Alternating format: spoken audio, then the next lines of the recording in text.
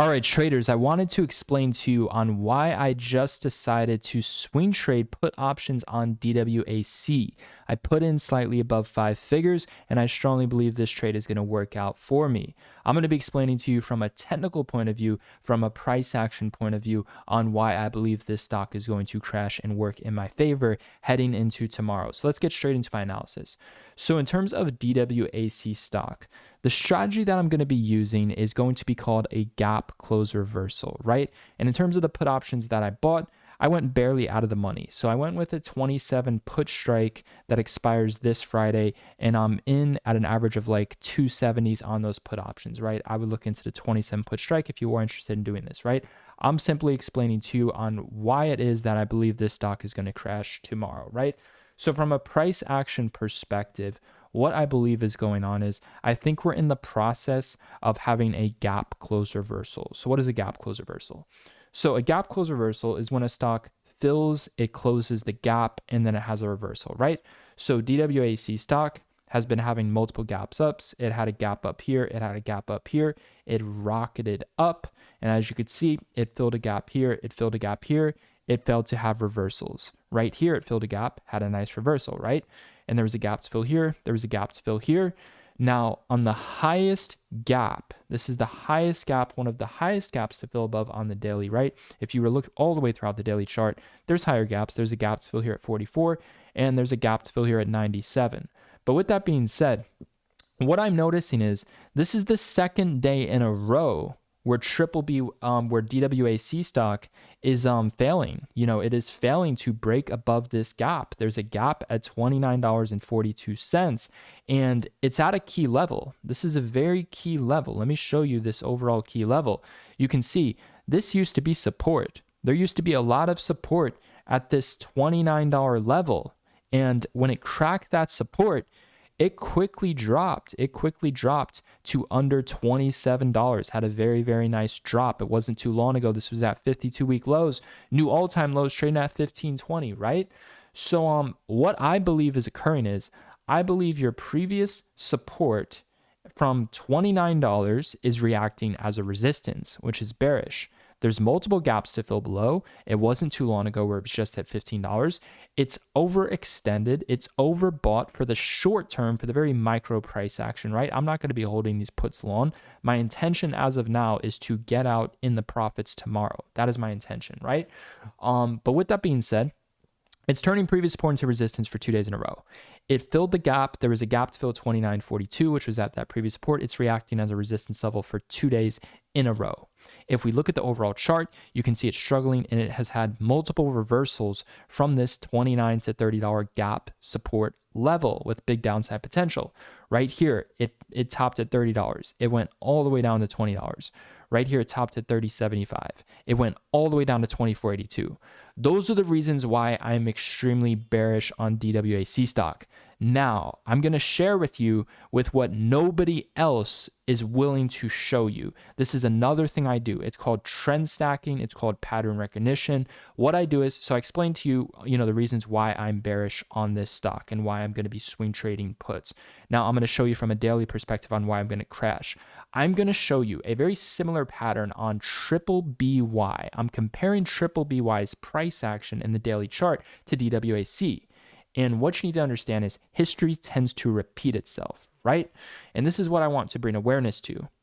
DWAC, so obviously this was a lot more oversold and it had a much bigger move up, but I just want to bring some awareness to this overall pattern that I'm seeing on, BBBY, because it looks fairly similar to DWAC. Now, I don't think it's going to get absolutely destroyed and dominated like triple BY, but this is a pattern that I just want to bring some awareness to, that I'm seeing some similarities. So there was a gap to fill on triple BY at 27.23. It had a massive overreaction to the upside. It filled the gap. Once it filled the gap, look at what it started doing. It's doing the same exact thing that DWAC stock is currently doing, right? So I'm comparing the two, and if you look at the charts, you would visually see, wow, they're doing the exact same thing. So right here, triple BY hits $28.30. It has a massive sell-off to 1830s. Remember how DWAC hit that $29 level in the pre-market yesterday, and then it had a massive sell to the low 20s? Same move. Then what happened the next day? The next day, both of the stocks recovered and they pushed slightly higher. Triple BY went to 29.97, breaking above yesterday's highs on this pattern. And then it started selling off again, but it didn't drop as much. And then the next day, it got absolutely crushed. Look at this pattern, and you tell me if DWAC is not doing the exact same fucking thing right now. DWAC had a massive sell-off, just like Triple BY from that key $29-ish level. And then what did it do today? It reached higher, breaking above yesterday's highs in the pre-market. And what has it been doing overall since? It started to drop just like Triple BY did in that point of time. So based off of this pattern and based off this history, that what I'm seeing is this stock is on track to crash tomorrow. It is on track to crash tomorrow based off the daily chart, based off the trends, based off the pattern that I'm seeing. So that is why I'm going to be swing trading DWAC put options. I'm expecting it to pull back and to crash tomorrow. As of today, it's going to be overall choppy, have some move ups, have some move downs. I'm not expecting anything too crazy today. We could start to see a nice little move during after hours. But overall, those are the reasons why I'm bearish for the short term, for the micro. I believe we're due for a nice pullback where I can sell those options in the money for profit tomorrow, right? So that's my thoughts. That's my analysis. I compared it. In terms of the comparison, you understand what it is that I'm seeing. And what I'm simply doing is I'm stacking trends. I'm stacking everything within the odds in my favor. So that's just an add-on. Based off the daily chart, it filled the gap, which was at previous support. It reacted as a resistance for 2 days. It's been having nice sell-offs ever since it touches this 29 gap level. This is now the second day in a row where it failed to turn that gap level into support. So overall, I'm expecting like a fairly, not too strong, not too weak close, but heading into tomorrow, I think we're going to sell off. In terms of today, I could see this closing in between the range of like, $26.50 to $28 to $28.50, right around that range, kind of in the middle of this candle. That's where I can see this closing. I'm expecting the move to occur tomorrow, right? So that's my overall thoughts. That's my overall analysis. I believe previous support is reacting as a resistance. I believe this gap is reacting as a reversal for 2 days in a row.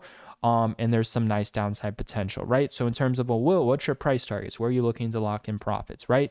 So one disadvantage about this trade is the spreads are a little bit wider. So we're going to need a big move, right?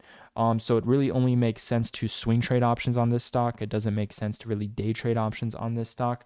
But with that being said, in terms of my price targets and where I'm looking to take profits, I would say right around here towards $24.50, right around this $25 mark, basically once I'm 2 to 3 points in the money.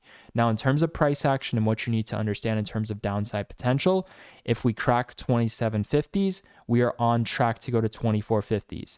If we crack 24.50s, we are on track to go to a low of right here, which would be $22, right? So those are my key levels.